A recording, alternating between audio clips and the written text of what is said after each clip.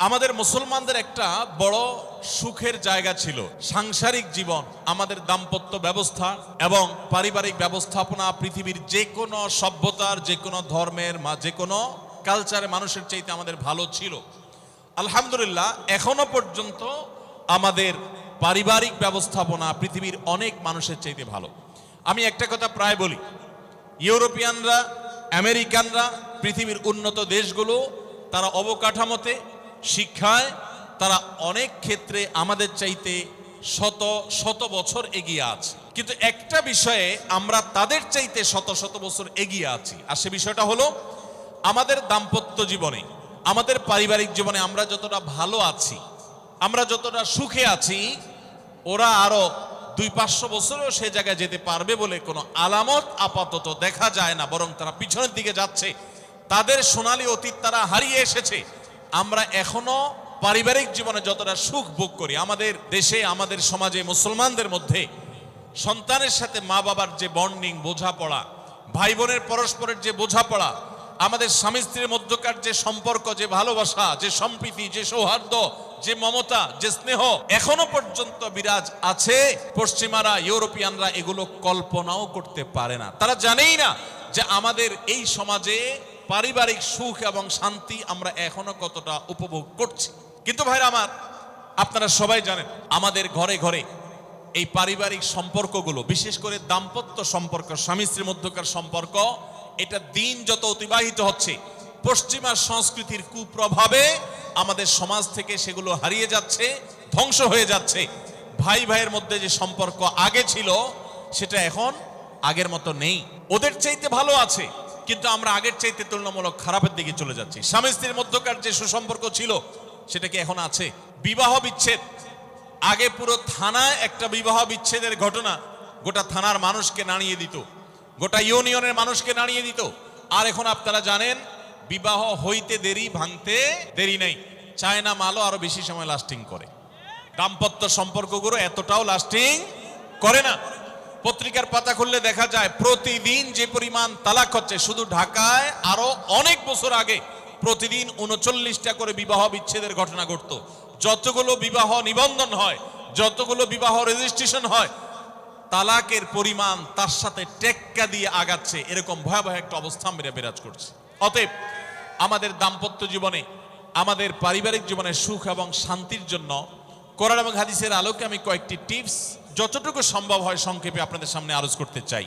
তার আগে কোরআনে কারীমের একটি আয়াত আমি পেশ করতে চাই। আল্লাহ রাব্বুল আলামিন কোরআনে কারীমে ইরশাদ করেছেন, ওমিন আয়াতিহি আন খালাকা লাকুম মিন আনফুসিকুম আজওয়াজান লিতাসকুনু ইলাইহা ওয়া জাআলা বাইনাকুম মাওয়াদ্দাতান ওয়া রাহমাহ ইন্না ফি যালিকা লাআয়াতিন লিকাওমিন ইয়াতাফাক্কারুন। আল্লাহ বলেছেন, তোমাদের পুরুষদের মধ্য থেকেই তোমাদের স্ত্রীগণকে সৃষ্টি করা হয়েছে। এর মানে সকল স্বামী থেকেই সকল স্ত্রী সৃষ্টি হয়নি। এর মানে প্রথম মানুষ আদম আলাইহিস সালাম থেকে প্রথম নারী, প্রথম পুরুষ আদম থেকে প্রথম নারী হাওয়াকে আল্লাহ তাআলা সৃষ্টি করেছেন তার বাম পাজরের হাড় থেকে। এরপর প্রত্যেকেই স্বতন্ত্রভাবে সৃষ্টি হয়েছেন। এই যে সৃষ্টি হয়েছে, আল্লাহ তাআলা বলেছেন কেন এটা করা হয়েছে। আদম আলাইহিস সালামকে সৃষ্টি করেছেন, তিনিই তো যথেষ্ট ছিলেন। আবার নারী হিসেবে হাওয়াকে কেন সৃষ্টি করলেন? আল্লাহ বলেছেন লিতাসকুনু ইলাইহা, যাতে করে তোমরা প্রশান্তি লাভ করতে পারো, একে অন্যের মাধ্যমে তোমাদের দুনিয়ার জীবনটা উপভোগ্য হয়, তোমরা যেন সুখে স্বাচ্ছন্দ্যে জীবন কাটাতে পারো, তোমরা যেন সুখে থাকতে পারো। এই আয়াত থেকে বোঝা গেল দাম্পত্য জীবনে সুখে থাকা এটা জীবনের সুখের অন্যতম মানদণ্ড। যার দাম্পত্য জীবনে সুখী না, সে অনেক সম্পদশালী হতে পারে, অনেক প্রভাবশালী হতে পারে, অনেক পদের অধিকারী হতে পারে, অনেক বড় দায়িত্বশীল হতে পারেন, অনেক বড় নেতা হতে পারেন, অনেক বড় পরিচিত পপুলার মানুষ হতে পারেন। তিনি সুখী না। সুখের অন্যতম বড় একটা প্যারামিটার হলো দাম্পত্য জীবনে সুখী হওয়া, স্বাচ্ছন্দ্যশীল হওয়া। তো নবী করিম সাল্লাল্লাহু আলাইহি সাল্লাম তিনি আমাদেরকে এমন কিছু নির্দেশনা দিয়ে গেছেন যেগুলো অনুসরণ করলে দাম্পত্য জীবনে আমরা সুখী হতে পারবো ইনশাআল্লাহ তাআলা। আল্লাহ বলেছেন যে আলা বাইনাকুম মাওয়াদ্দাতান ওয়া রাহমা, স্বামী স্ত্রীর মধ্যে আল্লাহ রাব্বুল আলামিন ভালোবাসা এবং সম্প্রীতি সৃষ্টি করে দিয়েছেন। দেখুন, স্বামী স্ত্রীর মধ্যকার যে সম্প্রীতি, বিবাহের মাধ্যমে বৈবাহিক জীবনে যে সম্প্রীতি হয়, যে ভালোবাসা হয়, বিবাহিত মানুষরা জানেন এই ভালোবাসা আল্লাহ তাআলা অন্য কোনো মাধ্যমে দান করেন না, অলৌকিক। শুধুমাত্র বিবাহের বন্ধনটা হওয়ার সঙ্গে সঙ্গেই পরস্পর প্রতি যে আন্তরিকতা হয়, যে ভালোবাসা হয়, এটা পৃথিবীতে বিরল। অবৈধ সম্পর্ক, বিবাহ ছাড়া যে সমস্ত রিলেশন হয় সেগুলোতে এই ধরনের ভালোবাসা, প্রকৃত সম্প্রীতি এগুলো কল্পনাও করা যায় না। তো আমরা সরাসরি পয়েন্টসে চলে যাই, কি কি কাজ করলে দাম্পত্য জীবনের সুখ বা স্বাচ্ছন্দ্য আমরা পেতে পারি। অনেক মানুষ আছেন আমাদের কাছে আসে, বিশেষ করে আমার কাছে যত মানুষ অফিসে আসেন, এক এক দিন কয়েকশো মানুষও দেখা যায় অফিসে আসেন, এমনও হয় কোনো দিন কয়েকশো মানুষও হয়। তো আমাদের অফিসে অনেকগুলো ডেস্ক আছে, অনেক আলেম আছেন, তারা সমাধান দেন বসে বসে, তারা সহযোগিতা করেন আমার সাথে। অনেকগুলো ডেস্ক বসাতে হয়েছে, এত বেশি মানুষ আসেন।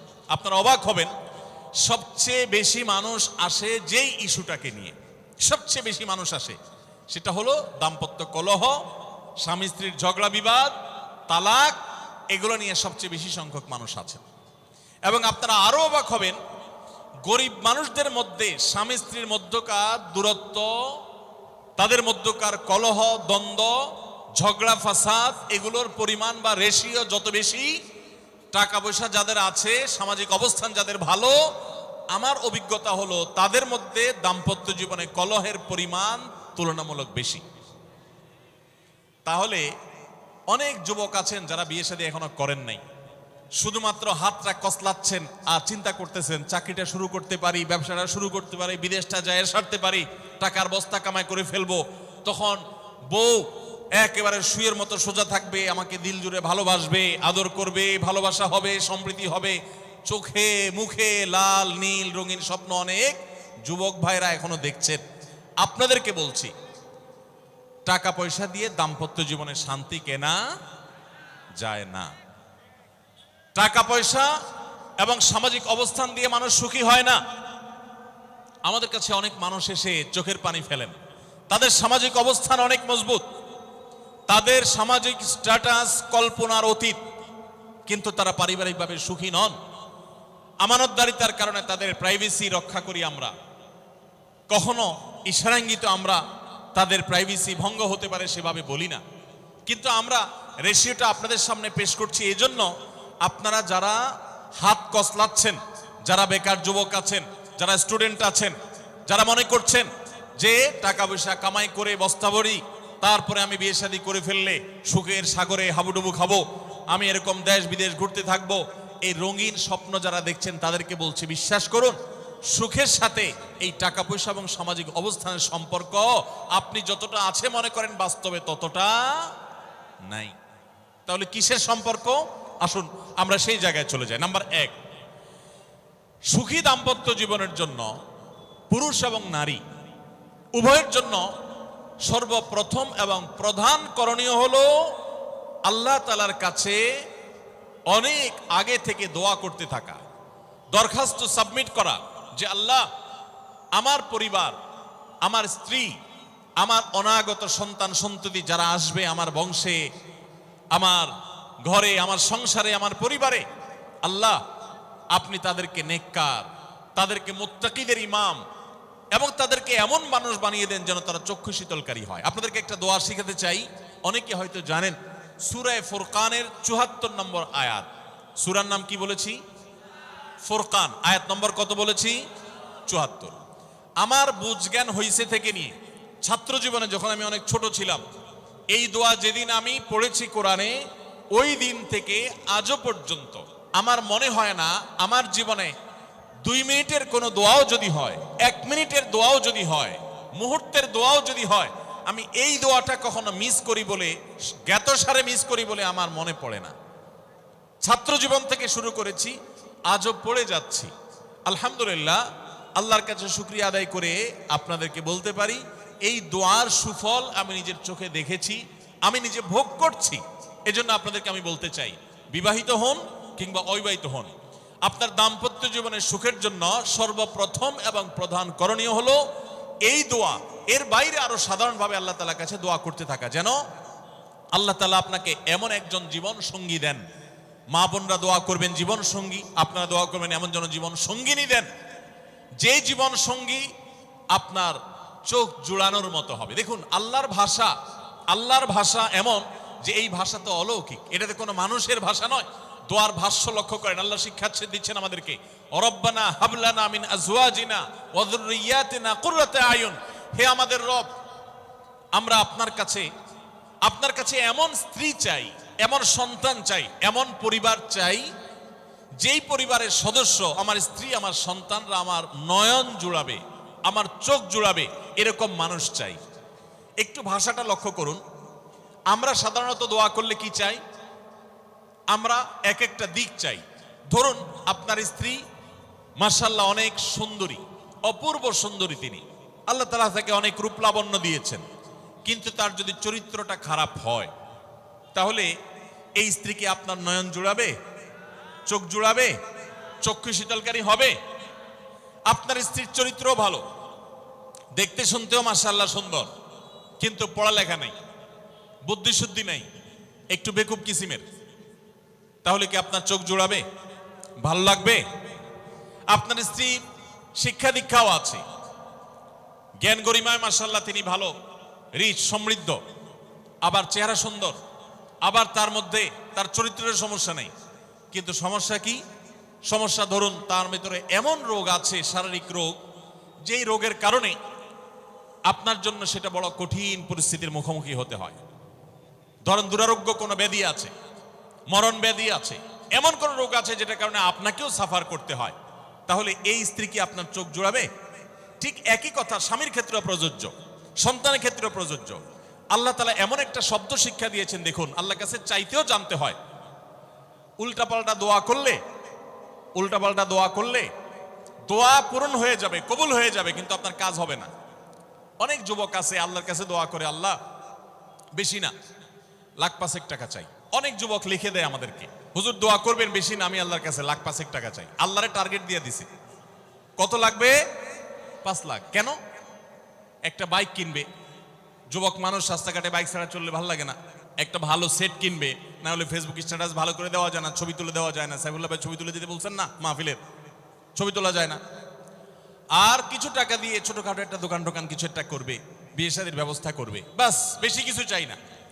তো আল্লাহ তাআলা 5 লাখ টাকা ধরেন আপনাকে দিয়ে দিল, সাথে একটা রোগও দিয়ে দিল, ওই রোগে খরচ হবে 6 লাখ। তাহলে আপনার এই 5 লাখের কোনো মানে আছে? আপনারা একটা প্রসিদ্ধ ঘটনা অনেকেই শুনেছেন, একটা চুটকি, যে এক যুবক দোয়া করছে, আল্লাহ তোমার কাছে আমি এমন একটা লাইফ চাই, বিশেষ করে বেকার যুবকরা এগুলো বেশি দোয়া করে, আল্লাহ তোমার কাছে এমন একটা লাইফ চাই, বেশি কিছু না, যে লাইফে 2 হাত ভর্তি টাকা থাকবে আর আশপাশে শুধু নারী আর নারী থাকবে, এরকম একটা লাইফ চাই। তো আল্লাহ তাআলা তার দোয়া কবুল করে ফেলছে। দোয়া কবুল করছেন কিভাবে? দোয়া কবুল করে তাকে আল্লাহ তাআলা এমন একটা বাসের কন্ট্রাক্টর বানিয়ে নিছেন, যে বাসটা হলো মহিলা বাস, চারপাশে শুধু নারী আর নারী, সব মানুষের, আর হাত ভর্তি টাকা আর টাকা সব বাস মালিকের। দোয়া কিন্তু কবুল হয়ে গেছে। তো আল্লাহ তাআলার কাছে উল্টাপাল্টা দোয়া করলে কি হয় দেখছেন? দেখুন, দাম্পত্য জীবনে সুখের জন্য দোয়া কিভাবে করতে হবে আল্লাহ শিখিয়ে দিয়েছেন। রব্বানা হাব লানা মিন আজওয়াজিনা ওয়া যুররিয়াতিনা কুররাতা আয়ুন, আল্লাহ আমার পরিবারের সদস্যরা যেন এমন হয় যে তাদেরকে দেখলে আমার নয়ন জুড়িয়ে যাবে। অর্থাৎ নয়ন জোড়াতে হলে সব দিক থেকে পারফেক্ট হতে হবে, সব দিক থেকে ভালো হতে হবে, তখনই তো দিল জুড়াবে। ওয়াজআলনা লিল মুত্তাকিনা ইমামা, আর আমাদের সবাইকে, গোটা পরিবারকে আপনি মুত্তাকিদের ইমাম বানায় দেন, সৎ মানুষ বানায় দেন। কারণ সৎ যদি না হয়, আল্লাহভীরু যদি না হয়, তাহলে কখনো তাদের মাধ্যমে আপনি সুখ শান্তি পেতে পারেন না। তাহলে প্রথম করণীয় দাম্পত্য জীবনের সুখের জন্য, সুখী দাম্পত্যের জন্য আল্লাহর কাছে দোয়া করতে থাকা। সূরা ফুরকানের ৭৪ নম্বর আয়াত, এর পাশাপাশি আরো যত আয়াত আছে, অথবা সাধারণভাবে আপনি আল্লাহর কাছে, আল্লাহ আমি ভালো সঙ্গী যেন পাই, সেজন্য দোয়া করতে থাকবো। আল্লাহ আমাদেরকে তৌফিক দান করুন।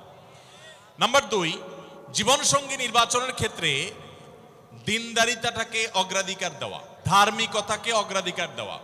নবী করিম সাল্লাল্লাহু আলাইহি সাল্লামের প্রসিদ্ধ একটা হাদিস আপনারা অনেকে শুনেছেন, তিনি বলেছেন, তুনকাহুল মারআতু লিআরবা, 4টি জিনিস দেখে সাধারণত মেয়েদেরকে বিয়ে করা হয়, বা মেয়েরা ছেলেদেরকে বিয়ে করে। 4টি জিনিস, সে 4টি জিনিসে একটি হলো লিমালিহা, সাধারণত পয়সা করে দেখে বিয়ে করা হয়। অনেক ছেলে ফেলে আছে দেখবেন, ছেলে ফেলে কি মুরব্বীরাও আছেন অনেকে, যে ছেলে বিয়ে করার জন্য পয়সাওয়ালা বাপের মেয়ে খোঁজে, আছে না নেই? পয়সাওয়ালা বাপের মেয়ে খোঁজে। কত যুবক যে এই পর্যন্ত চিরকুট লিখে পাঠিয়েছে আমাদের কাছে, যে হুজুর বেকারের জন্য কেউ মেয়ে বিয়ে দিতে চায় না, আবার অনেকে লিখে পাঠিয়েছে, হুজুর সরকারি চাকরি ছাড়া মেয়ের বাবারা মেয়ে দিতে চায় না। আছে না এই সমস্যা? তো নবী সাল্লাল্লাহু আলাইহি সাল্লাম বলেছেন, সম্পদ দেখে অনেকে বিয়ে করে, আবার অনেকে রূপ লাবণ্য চেহারা ছবি দেখে বিয়ে করে, অনেকে সামাজিক অবস্থান প্রতিপত্তি বংশমর্যাদা দেখে বিয়ে করে, আর অনেকে দিনদারিতা ধার্মিকতা দেখে বিয়ে করে। নবী সাল্লাল্লাহু আলাইহি সাল্লাম বলেছেন, ফাজফার বিজাতিদ দ্বীন, তোমরা বিয়ের ক্ষেত্রে এই ধার্মিকতা দেখে বিয়ে করে সেই বিয়ে তোমরা সফল হওয়ার চেষ্টা করবে, কারণ এটাই হলো সুখের মূল চাবিকাঠি। আপনার স্ত্রী, আপনার স্বামী, আপনার জীবন সঙ্গী সঙ্গিনী যদি নেককার হন, আল্লাহভীরু হন, তার যদি কোনো একটা জায়গায় সারেন্ডার করার জায়গা থাকে, তো আপনি নিশ্চিত থাকতে পারেন তাকে নিয়ে আপনি সুখে থাকবেন।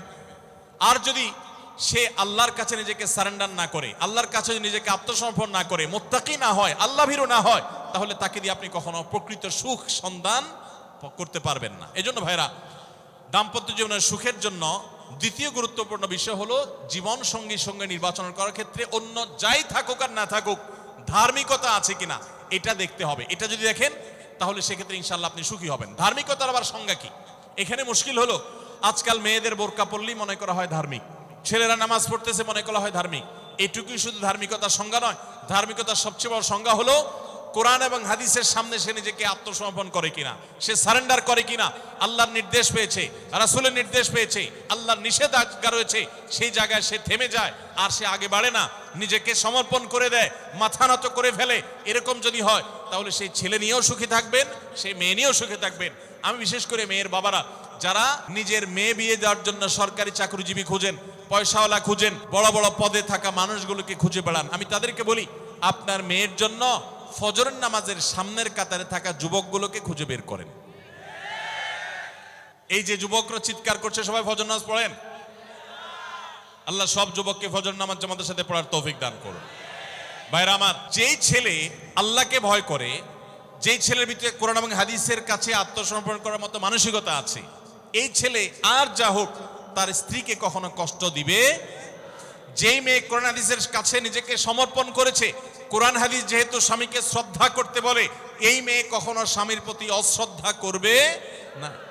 অতএব দাম্পত্য জীবনের অনেক গুরুত্বপূর্ণ একটা পয়েন্ট হলো এটা, যে আপনি তার রূপ লাবণ্য, সামাজিক অবস্থান, সম্পদ, পয়সা কড়ি এগুলো দেখেন বা না দেখেন, প্রধান বিবেচ্য বিষয় হবে তার ধার্মিকতা। এটা যদি দেখেন ইনশাআল্লাহ দেখবেন যে আপনি সুখে থাকবেন। আল্লাহ তাআলা আমাদের সবাইকে এই দিকটাকে বিবেচনা করে আমাদের দাম্পত্য জীবনকে গড়ে তোলার তৌফিক দান করুন।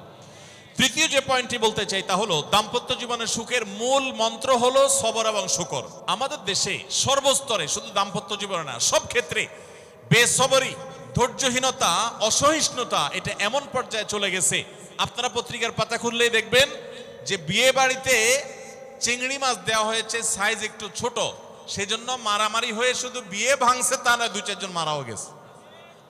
শোনেন না আপনারা? মানে তা 4-5 দিন আগে নিউজ দেখলাম যে বিয়ের অনুষ্ঠানে সামান্য একটু কথা কাটাকাটিকে কেন্দ্র করে মেয়ের ভগ্নিপতি না খুব নিয়ারেস্ট একজনকে পিটিয়ে মেরেই ফেলেছে। ভাইরা আমার, এই ধরনের ঘটনা আপনারা শুনেন না? ঘরে ঘরে অসহিষ্ণুতা এবং ধৈর্যহীনতা। আমি একটা কথা প্রায় বলি, আপনারা কি জানেন কিয়ামতের ময়দানে আল্লাহর কাছে বান্দা কোন আমল করলে হিসেব ছাড়া জান্নাতে যাবে? ভাই, আল্লাহর কাছে হিসেব দিয়ে জান্নাতে যাওয়া কি সহজ কাম না কঠিন কাজ? আরে আল্লাহর কাছে তো অনেক দূরের কথা। আপনি যে প্রতিষ্ঠানে চাকরি করেন তার মালিকের কাছে, উপরস্থ বসের কাছে একেবারে পুঙ্খানুপুঙ্খ করে প্রতিটা পয়সার হিসাব দিয়ে একদম সবকিছুতে পারফেক্টনেস প্রমাণ করা, এটাই তো একটা কঠিন কাজ, দুঃসাধ্য কাজ। সেখানে সারা জীবনের হিসাব আল্লাহর কাছে দিয়ে পাই পাই করে তারপর আপনি জান্নাতে যাবেন, বিষয়টা এত সহজ না। তাহলে হিসেব ছাড়া আল্লাহ তাআলা এমনিতেই বলবেন হিসাব টিসাব নাই, তোমাকে এমনি জান্নাতে দিলাম, এটা চান আপনারা? দেখুন কোরআনে কারীম আল্লাহ তাআলা বলছেন, ইন্নামা ইউওয়াফাস সাবিরুনা আজরাহুম বিগাইরি হিসাব। আল্লাহ বিনিময় দেওয়ার ক্ষেত্রে, সওয়াব দেওয়ার ক্ষেত্রে দুনিয়াতে যারা সবরকারী হবে, যারা ধৈর্যশীল হবে, যারা সহিষ্ণু হবে, যারা নিজেকে নিয়ন্ত্রণ করতে পারবে, এই সবরকারীদেরকে আল্লাহ তাআলা হিসেব ছাড়া দিবেন, তাদেরকে সওয়াব দিবেন হিসেব ছাড়া। তাহলে আপনি যখন আপনার কর্মস্থলে থাকবেন আপনাকে ধৈর্য ধারণ করতে হবে। আপনি যখন পাবলিক পরিবহনে উঠবেন আপনার মাথা ঠান্ডা রাখতে হবে। আপনি যখন আপনার বাসা বাড়িতে থাকবেন, আপনার মাথা ঠান্ডা থাকতে হবে। মাথা গরম হয়ে যায় যাদের, হট মেজাজ যারা, কথায় কথায় মাথা গরম হয়ে যায়, ধৈর্যহীন হয়ে যায়, যেখানে সেখানে গন্ডগোল বাধায় দেয়, মারামারি বাধায় দেয়, ধৈর্য সহ্য বলতে কিছু নাই, এই লোকগুলো কিন্তু এই সৌভাগ্যবান মানুষদের কাতারে সামিল হতে পারবে না। ঠিক একইভাবে দাম্পত্য জীবনে সুখী হতে হলে সবর এবং শকর, এই দুইটা মূল মন্ত্রের কোনো বিকল্প পথ খোলা নেই। সেটা স্বামীর জন্য প্রযোজ্য, স্ত্রীর জন্য প্রযোজ্য। স্বামী হিসাবে আপনি স্ত্রীর অনেক অনিয়মতা দেখতে পাবেন, অনেক কিছু দেখতে পাবেন, আপনার আকাঙ্ক্ষা, আপনার চাহিদা, প্রত্যাশার বিপরীত আপনাকে সবর করতে হবে। ভাইরা আমার, আমাদের প্রিয় নবী সাল্লাল্লাহু আলাইহি সাল্লামের দাম্পত্য জীবনে কিন্তু টুনটান সমস্যা হয়েছে। আপনারা মনে করতে পারেন নবী সাল্লাল্লাহু আলাইহি সাল্লামের ঘর, ওনার স্ত্রীগণ সাহাবী, তারা উম্মুল মুমিনিন আমাদের মা, এত মর্যাদাবান মানুষ তারা, তাদের আবার ঝামেলা হয়েছে। ভাই, দাম্পত্য জীবনে টুকটাক সমস্যা তাদেরও হয়েছে। প্রিয় নবী সাল্লাল্লাহু আলাইহি সাল্লাম নিজে একদিন বাসা ছেড়ে মসজিদে নববীতে এসে মন খারাপ করে বসেছিলেন, তিনি বাসায় যাচ্ছেন না, অভিমান করে। ওমর রাদিয়াল্লাহু তাআলা আনহু বিষয়টা বুঝতে পেরে, তার মেয়ে যেহেতু নবী সাল্লাল্লাহু আলাইহি সাল্লামের স্ত্রী, তিনি সেখানে গিয়ে ভেতরে প্রবেশ করে তার সাথে কথা বলে, তথ্য উদ্ঘাটন করে সেটা মিটমাট করার ব্যবস্থা করেছেন। স্বয়ং নবী করিম সাল্লাল্লাহু আলাইহি সাল্লামের জামাতা, ইসলামের চতুর্থ খলিফা আলী রাদিয়াল্লাহু তাআলা আনহু, তার মতো এত মর্যাদাবান মানুষ, তার ঘরে স্ত্রী হিসাবে আছেন কে? মুহাম্মদ সাল্লাল্লাহু আলাইহি সাল্লামের মেয়ে, জান্নাতে নারীদের সর্দার ফাতিমা রাদিয়াল্লাহু তাআলা আনহা। এত বড় মানুষ তারা, স্বামী স্ত্রী দুইজন, দুই দিককার নেতৃত্বে, একজন যুবকদের নেতৃত্ব দিবে, আরেকজন জান্নাতি যুবতীদের, নারীদের নেতৃত্ব দিবে। এত বড় মর্যাদাবান মানুষ, তাদেরও দাম্পত্য জীবনে কিন্তু টুনটান হয়েছে। একবার আলী রাদিয়াল্লাহু তাআলা আনহু এসে মসজিদে টানটান হয়ে শুয়েছিলেন মাটিতে, মনটা খারাপ, ঘরে একটু হালকা ঝামেলা হয়েছে, তো এই জন্য মসজিদে নববীতে এসে মাটিতে শুয়ে আছে। নবী করিম সাল্লাল্লাহু আলাইহি ওয়াসাল্লাম দেখে বুঝতে পেরেছেন, টের পেয়ে গেছেন যে কিছু একটা হয়েছে বাসায়। তখন তিনি জামাইকে ডেকে বললেন, কুমিয়া আবা তুরাব, এ মাটির বাপ, মাটিতে শুয়ে আছেন, এজন্য রসিকতা করে বললেন, এ মাটির বাপ উঠো, দাঁড়াও দেখি কি হয়েছে বলো। ভাইরা আমার, দাম্পত্য জীবনে টুকটাক সমস্যা হবেই হবে। যারা বিয়ে করেন নাই আগে থেকে প্রস্তুত থাকেন, বুকে পিঠে ছালার বস্তা সব বেঁধে রেডি থাকেন। বিশেষ করে সময় যেভাবে গড়াচ্ছে, তাতে করে সামনে থেকে হেলমেট পরেও যাওয়া লাগতে পারে। শুধু যাওয়া না, বাসায় ঢোকার সময় বাইক থেকে নামার পর হেলমেটটা আগে খুলবেন না, আগে যা বুঝবেন পরিস্থিতি কি, তারপর হেলমেট খুলবেন। দাম্পত্য জীবনে টুকটাক সমস্যা হবেই, এটা প্রত্যাশিত। মনে রাখবেন, এই জিনিসটা যদি আপনি আগে থেকে মাথায় রাখেন, তাহলে আপনার কষ্ট অনেকখানি দূর হয়ে যাবে।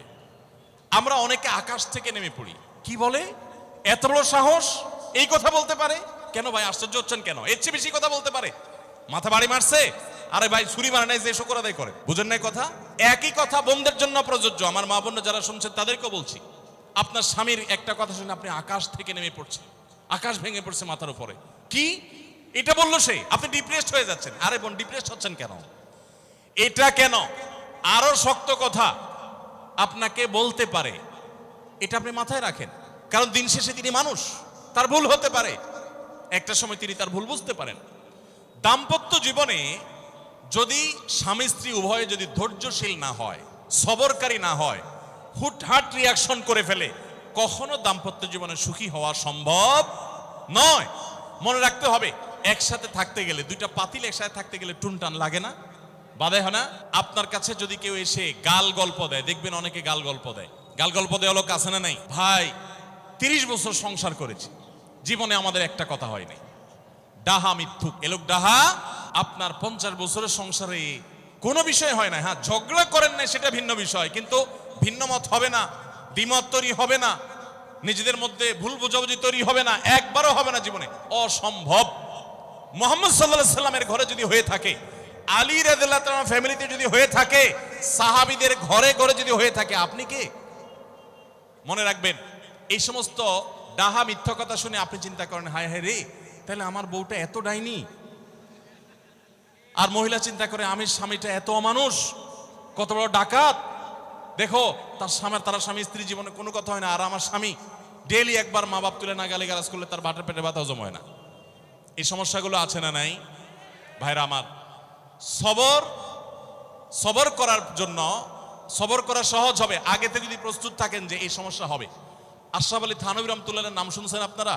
ভারত উপমহাদেশের এমন একজন আলেম ছিলেন, খুব বিচক্ষণ মানুষ ছিলেন, অনেক বিদগ্ধ মানুষ ছিলেন, অনেক বড় আল্লাহওয়ালা ছিলেন, নেককার মানুষ ছিলেন। তো থানভী রহমতুল্লাহর কাছে এক লোক এসে বলল, হুজুর আমার বাসায় যখনই যাই দরজাটা খুলতে দেরি, আমার মাথার উপরে আকাশ ভেঙে পড়তে দেরি নেই। যেটাই করি বাজার করে এনে তার হাতে দিলেও রাগ, রাখলেও রাগ, আমার সাথে সারাদিন শুধু ঘেউ ঘেউ করে হুজুর, আর সহ্য করতে পারি না। আমারে কোনো দোয়া দুরুদ আমল শিখায় দেন যে আমার এই বাসার অত্যাচারটা যেন থামে। তো থানভী রহমতুল্লাহ বললেন যে শোনো, তোমার একটা বুদ্ধি শিখাই দেই, দোয়া দুরুদ না। বুদ্ধি হলো এখন থেকে বাসায় গিয়ে দরজা নক করবা, যে নক করার আগে 1 মিনিটের মোরাকাবা করবা। কি করবা? মোরাকাবা বুঝেন? ধ্যান। ধ্যান কি ধ্যান করবা?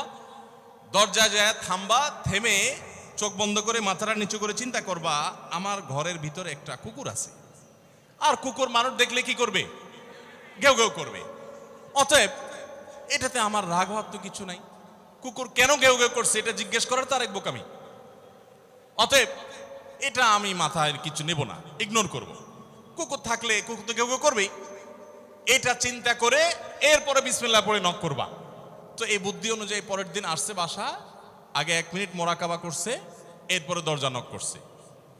যথারীতি দরজা খোলার পরেই শুরু হয়ে গেছে যুদ্ধ, ইউক্রেন রাশিয়া।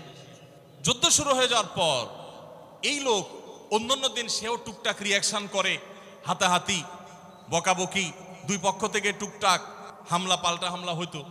কিন্তু আজকে সেই লোকটা আর হামলা টামলা তার করা দূরের কথা, উল্টা সে মিটমিট করে হাসতেছে এবং একটা পর্যায়ে আর নিয়ন্ত্রণ করতে না পারে ফিক করে হাসেই দিচ্ছে। এবার বউ চিন্তা করতেছে কাহিনী কি, কারণ যারা ঝগড়া করে তাদের সাথে পাল্টা ঝগড়া না করলে কিন্তু মেজাজ গরম হয়। কদিন আগে শুনছেন না পত্রিকায় যে এক মহিলা স্বামীরে ডিভোর্স দিছে, কেন? কারণ স্বামী ঝগড়া করে না। কদিন আগে পত্রিকা দেখছেন।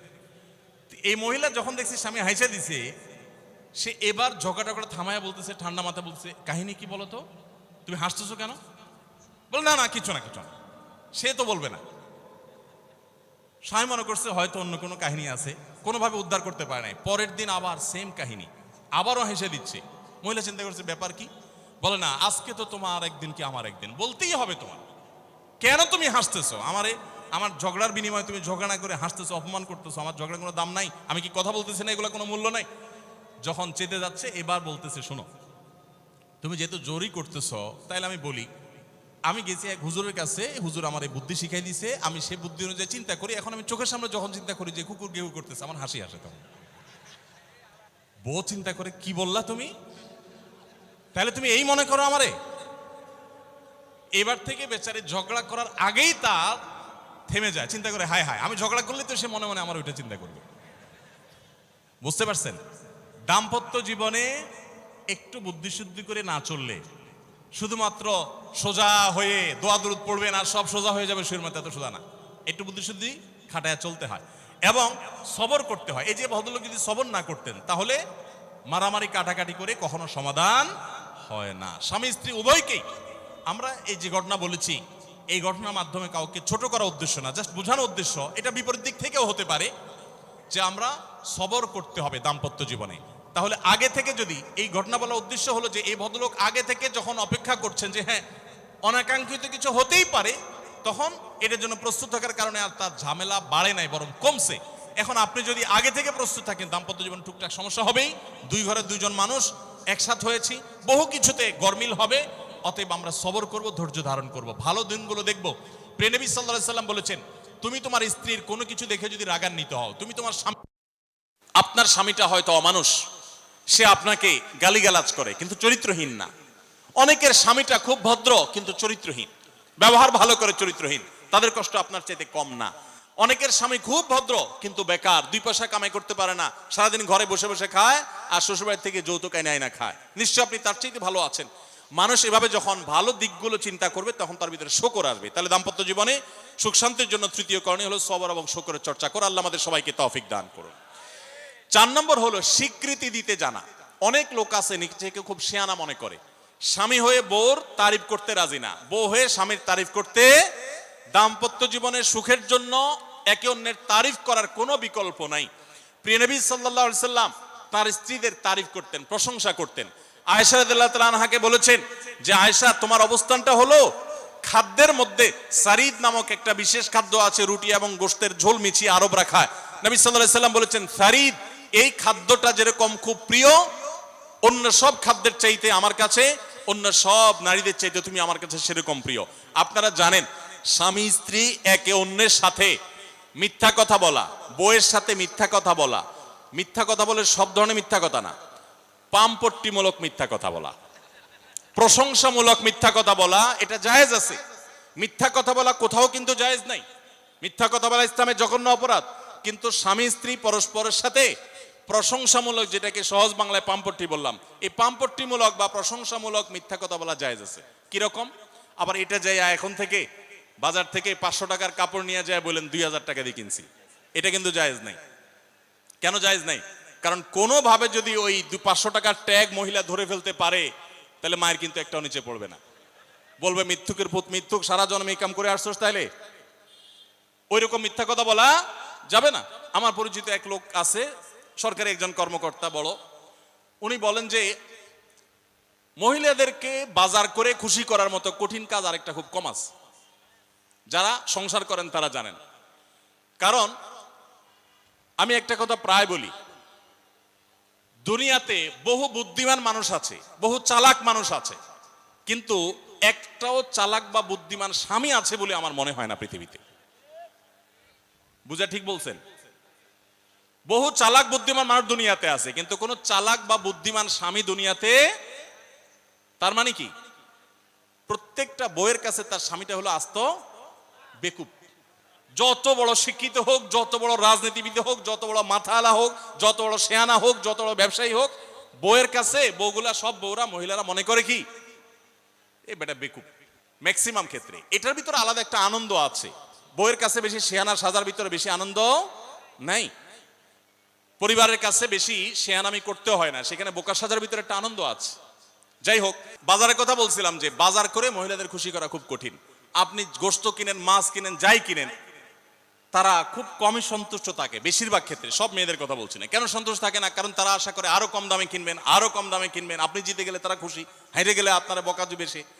তো এক সরকারি কর্মকর্তা, বড় কর্মকর্তা, আমাকে বলতেছিলেন যে দেখেন, আমি সারা জীবন বাজার করি আর বইয়ের বকা শুনি। আমি চলে যাওয়ার পর আমার অফিসের একজন কেরানি আছে, তাকে দায়িত্ব দিছি বাজার টাজার করার জন্য। এই লোক বাজার করার পর আমার বউ বিরাট খুশি, বলে যে তার নাম ধরে বলতেছে, অমুক বাজার করলে প্রতিদিন ঠিক মতো বাজার করে, দাম দোস্ত ঠিকঠাক থাকে, মাপজোপ সব ঠিকঠাক থাকে, তোমারে প্রতিদিন ধরায় দেয় দোকানদার, কমায় দেয়। 2 কেজির গোশত আমার কাছে মনে হয় 1.5 কেজি দিছে, ওজন কম দিছে মনে হয়, নজরে উঠে না। তো লোকটা বলেছে আমার খুব সন্দেহ হলো, একই দোকান থেকে আমিও আনি, সেও আনে, আর আমার তো ঠকানোর কথা না, পরিচিত দোকানদার। তাহলে মহিলা এই কথা বললো, তার ব্যাপারে কাহিনীটা কি? তারা ডেকে বলছে, বলো তো কাহিনী কি, সিক্রেটটা কি? তো লোকটা বলতেছে যে স্যার, সত্য বলতে কি, আমি গোশত 3 কেজি কিনলে ম্যাডামকে বলতাম 2 কেজি,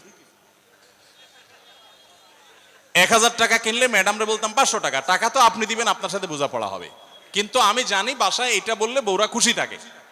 তো এই জন্য আমি একটু কমায় কমায় বলি দাম, আর জিনিস কমায় কমায় বলি। তখন সে প্রতিদিন 2 কেজি মাংস যেটা দেখে আপনি আনেন, আজকে দেখে যে সে 1 কেজি মাংস ওই পরিমাণ, তখন সে তো খুশি হবেই স্যার।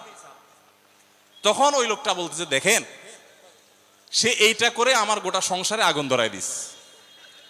তো এইভাবে মিথ্যা কথা বলা কিন্তু জায়েজ নাই। কোন মিথ্যা কথা বলা জায়েজ আছে? ধরেন আপনি আপনার বউরে বললেন, দেখো তুমি চাঁদের চাইতেও সুন্দর। কিসের চাইতে সুন্দর?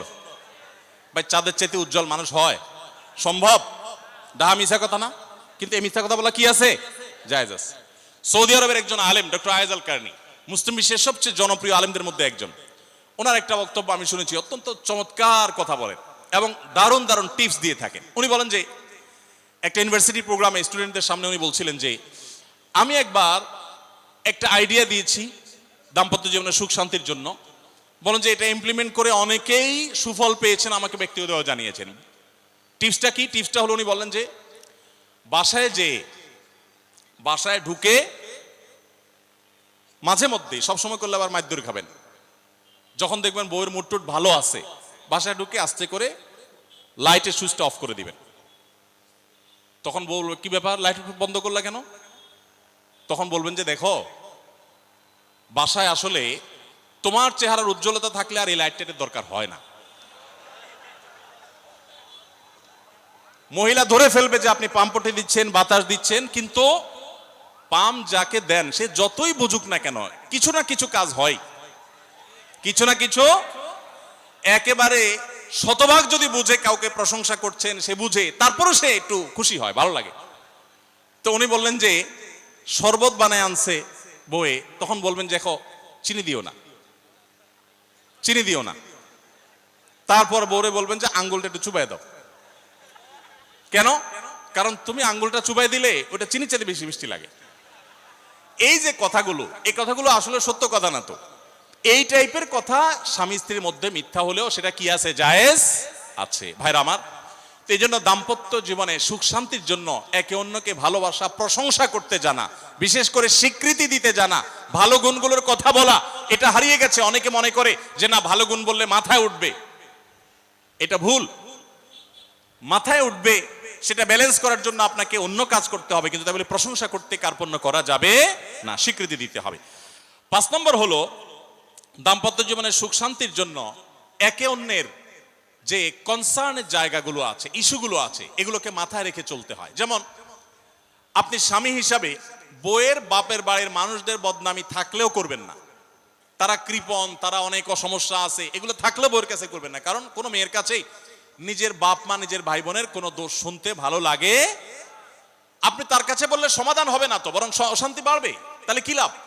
আপনি এগুলো ভেতরে ভিতরে রাখেন, সবকিছু বলতে যান না। এবং তাদের পারলে আরো প্রশংসা করেন যে আমার শাশুড়ির রান্নাটা খুব ভালো, মাশাআল্লাহ, আমার শ্যালকের এই গুণটা খুবই ভালো, আমার শ্যালিকার ওই গুণটা ভালো।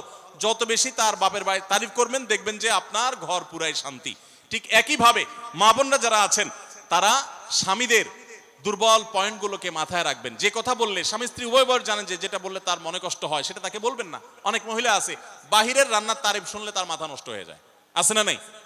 যে ঘরে এসে বাহিরের রান্নার তারিফ শুনতে চাই না। তাহলে বাহিরের রান্না ভালো হইলেও এগুলোকে ভালো বলবেন না, চুপচাপ থাকবেন, মিথ্যা বলার দরকার নেই। তাহলে এই বিষয়গুলো মাথায় রেখে চলা, যে কি বললে তার কষ্ট হয়, ইনশাআল্লাহ এতে দাম্পত্য জীবনে সুখ শান্তি হবে। এর পাশাপাশি 6 নম্বর হলো সময় দেওয়া। আজকাল দাম্পত্য জীবনের সবচেয়ে বড় সমস্যা হলো, তরুণ বন্ধুরা ভালো করে শুনে রাখেন, বিয়ে যারা করবেন ভবিষ্যতে আরো ভালো করে শুনে রাখেন, এই মোবাইল ফোন আমাদের দাম্পত্য জীবনকে ধ্বংস করার অন্যতম কারণ। অতএব আল্লাহর ওয়াস্তে মোবাইলগুলোকে নিয়ন্ত্রণ করেন, মোবাইলগুলোকে নিয়ন্ত্রণ করেন। বাসায় ঢোকার আগে মোবাইলের গলা চেপে বন্ধ করেন, এরোপ্লেন মুড করেন। ফ্যামিলিকে একান্তে কিছু সময় দেন। সারাক্ষণ খাচ্ছেন মোবাইল টিপতে টিপতে, ওই যে কৌতুক আছে না, যে মোবাইল টিপতে টিপতে খাচ্ছে, খায়া ডাইল মনে করে পানি ঢেলে নিছে পাতে। খাওয়ার সময় এবার চিন্তা করতে বলতেছে যে কি দিয়ে রান্না করছো, লবণ দাও না ডাইলে, আসলে ঢেলে নিছে কি পানি। তো মোবাইল টিপতে টিপতে যদি মানুষ সংসারে স্বামী স্ত্রী একে অন্যের সাথে সময় কাটায়, তাহলে দাম্পত্য জীবনে অশান্তি নিশ্চিত। যত অশান্তি এবং যত ঝগড়া, যত ভুল বোঝাবুঝি আমাদের ফ্যামিলিগুলোতে হয়, এর অন্যতম প্রধান কারণ হলো এই মোবাইল এডিকশন, মোবাইল আসক্তি। স্বামী বলেন স্ত্রী বলেন উভয় একান্তে স্বামী স্ত্রী বাসা বাড়িতে তো অবস্থান যতদিন করবেন, ব্যবসা বাণিজ্য, কাজ কাম, আল্লাহর হস্তে, এগুলো সব জমা রেখে তারপর স্বামী স্ত্রী একে অন্যকে সময় দিবেন, ইনশাআল্লাহ দাম্পত্য জীবনের সুখ শান্তি আসবে। 7 নম্বর পয়েন্ট হলো, যেটা আমি একটু আগে বলে ফেলেছি, সেটা হলো অন্যের সুখের মিথ্যা গল্প শুনতে যাবেন না।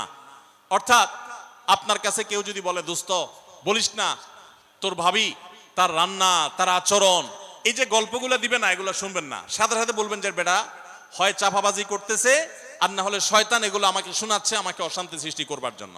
মহিলাদের ক্ষেত্রে এটা প্রযোজ্য, যে অনেক মহিলা এসে বলবে ভাবি, আপা কি বলবো, আর আপনার ভাই এত কেয়ারিং, কি যে যত্ন করে আমারে, আমার দিক খুব খেয়াল রাখে, একটু সমস্যা হতে দেয় না, বাইরে গেলে একটু পর পর ফোন দিয়ে মেসেজ দিয়ে খবর নেয়।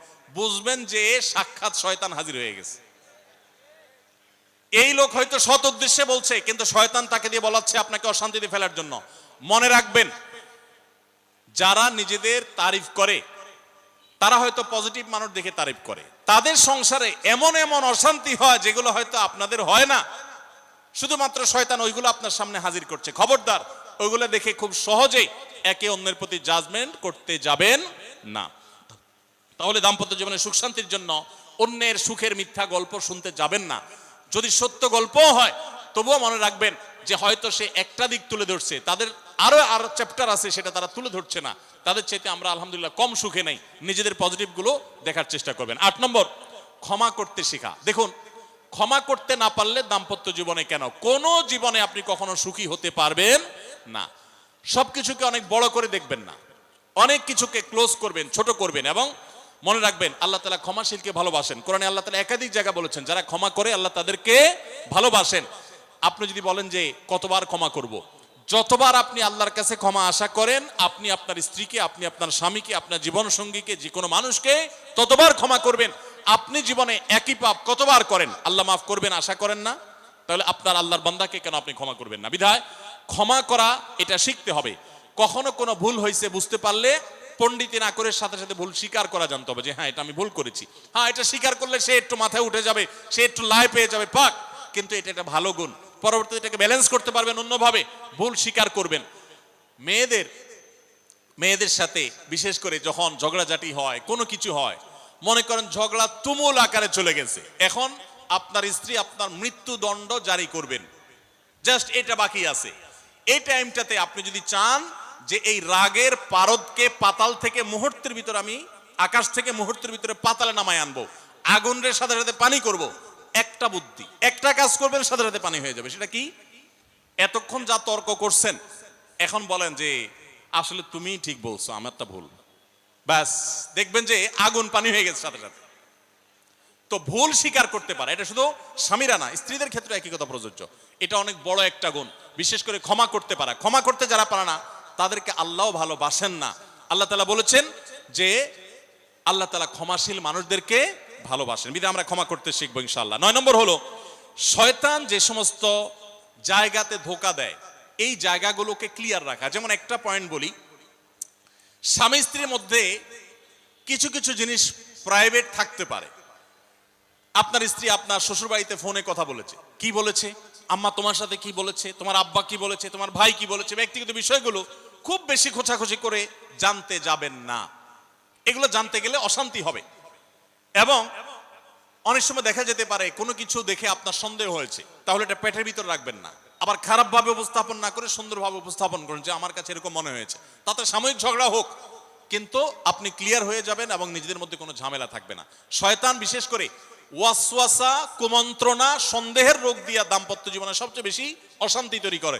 এই জন্য সন্দেহকে কোনো স্থান দিবেন না। যখনই সন্দেহ আসবে বুঝবেন যে শয়তান এটা সৃষ্টি করছে। সর্বশেষ 10 নম্বর হলো, শাসন করার যদি কখনো দরকার হয়, স্বামী হোক আর স্ত্রী হোক বা সাধারণ মানুষের ক্ষেত্রে এটা প্রযোজ্য, রাগের মাথায় কখনো শাসন করবেন না। শাসন করতে হলে মাথা গরম হয়ে গেছে একটু সবর করবেন, ঠান্ডা মাথায়, শীতল মাথায় তারপরে শাসন করবেন। যখন রাগ উঠছে তখন কিছু বলতে যাবেন না। আপনার রাগ উঠছে আজকে, আপনি নিয়ত করেন আগামী 24 ঘন্টা পর এটার আমি বিচার করব, একটা বিহিত করব, এটার আমি কিছু একটা করে ছাড়বো। 24 ঘন্টা টাইম নেন, ইনশাআল্লাহ আপনি নিশ্চিত থাকেন 24 ঘন্টা পর যদি আপনি এটা নিয়ে বসেন, তাহলে আপনার এই বসাটা অনেক বেশি হবে ন্যায়সঙ্গত। এটাতে কোনো প্রকার সীমালঙ্ঘন থাকবে না, রাগের চোটে অন্যায় আচরণ হবে না, জুলুম হবে না, বাড়াবাড়ি হবে না, যথাযথ শাসন হবে। যে কোনো মানুষের ক্ষেত্রে এটা প্রযোজ্য। আপনার একটা ছেলে এমন কোন অন্যায় কাজ করছে, আপনি এখন তাকে মাথা হট হয়ে গেছে, এখন শাসন করতে গেলে জুলুম হয়ে যেতে পারে, একটু সবর করেন, সময় নেন, দেখবেন রাগটা প্রশমিত হয়ে লেভেলে চলে আসছে। এরপর যদি শাসন করেন দেখবেন জুলুম হবে না। তো স্বামী স্ত্রী উভয়ের ক্ষেত্রে একই কথা প্রযোজ্য। ঝগড়া যখন করতে মন চায়, মেজাজ যখন গরম হয়, তখন না করে একটু পরে করেন। আমি সৌদি আরবে প্রবাসে যখন ছিলাম, আমি দেখেছি অনেক বাংলাদেশি ভাইয়েরা, তখন নেটের এত বেশি প্রচলন ছিল না, তারা মোবাইলে একটার পর একটা কার্ড রিচার্জ করতো 50 রিয়াল 100 রিয়াল দিয়া। কেন? শুধুমাত্র বউয়ের সাথে ঝগড়া করার জন্য। কিসের জন্য? কারণ কথা বলতেছে, মনে করেন কোন একটা বিষয় নিয়ে তুমুল বিশ্বযুদ্ধ বেঁধে গেছে দুজনের, এখন এই পাশ থেকে ওই পাশ থেকে কথা চালাচালি, ঝগড়াঝাটি চলতেছে, চিল্লানি চেঁচামেচি, হঠাৎ করে লাইন কেটে গেছে, ব্যালেন্স শেষ, দৌড় দিয়ে চলে গেছে দোকানে, এই তাড়াতাড়ি একটা কার্ড দেন ভাই, তাড়াতাড়ি রিচার্জ করতেছে। কেন? তাকে এখন কি করতে হবে? অসমাপ্ত ঝগড়ার সেকেন্ড ইনিংস শেষ করতে হবে।